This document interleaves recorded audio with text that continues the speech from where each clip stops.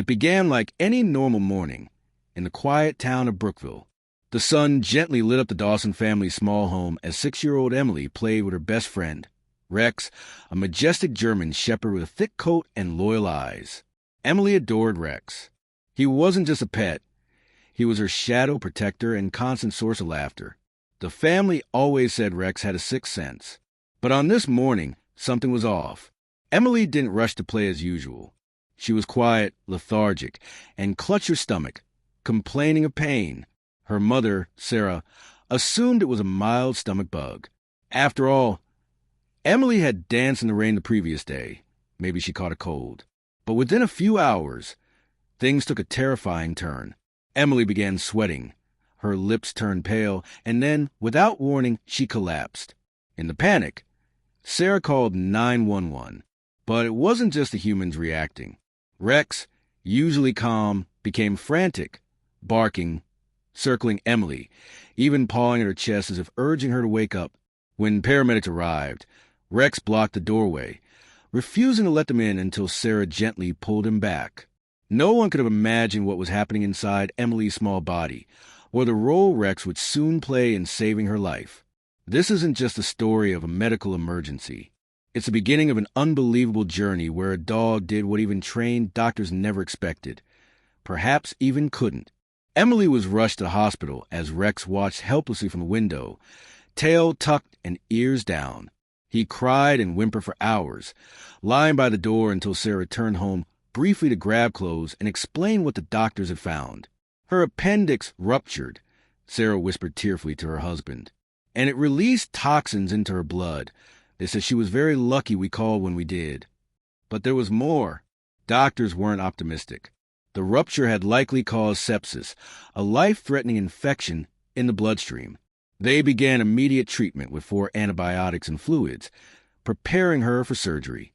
Yet despite every medical effort, Emily's vital signs kept dropping. Her blood pressure was low, her fever was dangerously high, and she was slipping into septic shock. Sarah sat by her daughter's bed, holding her hand, silently begging her to hold on. That's when Rex did something extraordinary. Back at home, Rex refused food. He scratched the door, howled through the night, and eventually broke free. When Sarah returned to check on him, he sprinted to the hospital. The staff, familiar with service animals, allowed him inside briefly, assuming he'd calm down. But Rex didn't calm down. The moment he saw Emily, he leapt onto the hospital bed, carefully curling beside her. The monitor tracking her heart rate showed something stunning, an improvement. Her vitals began to stabilize, ever so slightly. Doctors at first dismissed it as coincidence, until they moved Rex away for a routine check and saw Emily's oxygen level dip again. They allowed Rex back, and once again her stats improved. Something was happening. Whether emotional, sensory, or physiological, Emily was responding to Rex's presence more than any medication.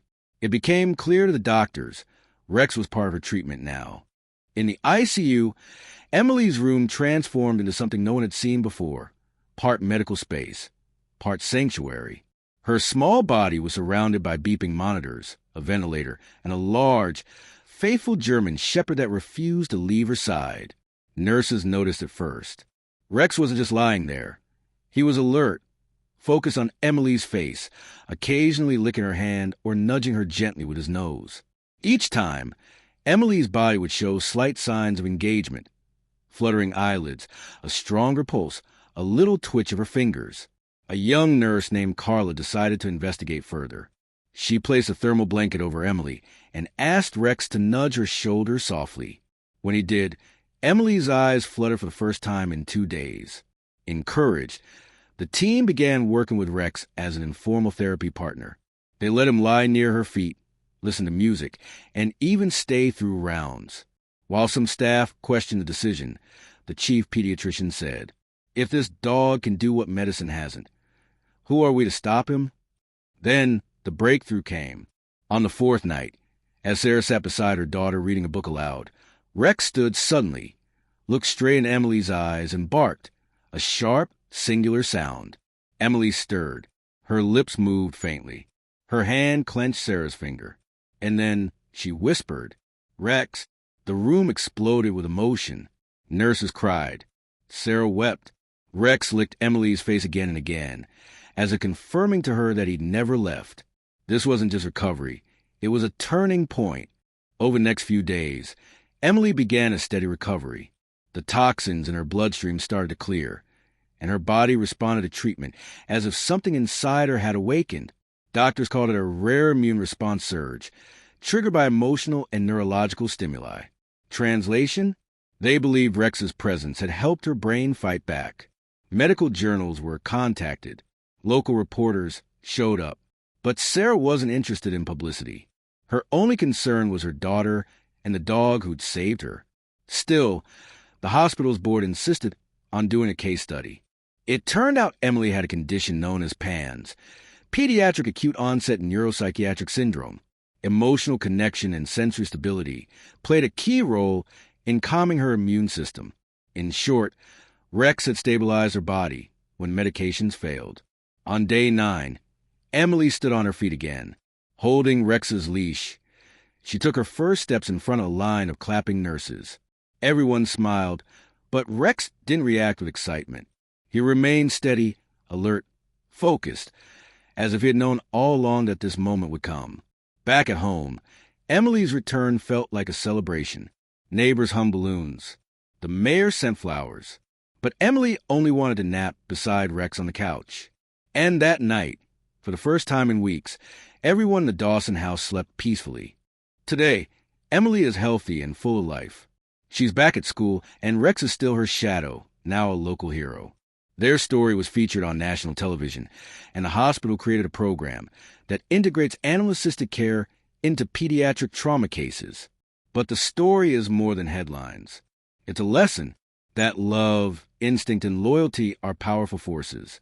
That sometimes healing doesn't come only from machines or medicines, but from presence, from trust, from a heartbeat beside yours when you're too weak to carry your own.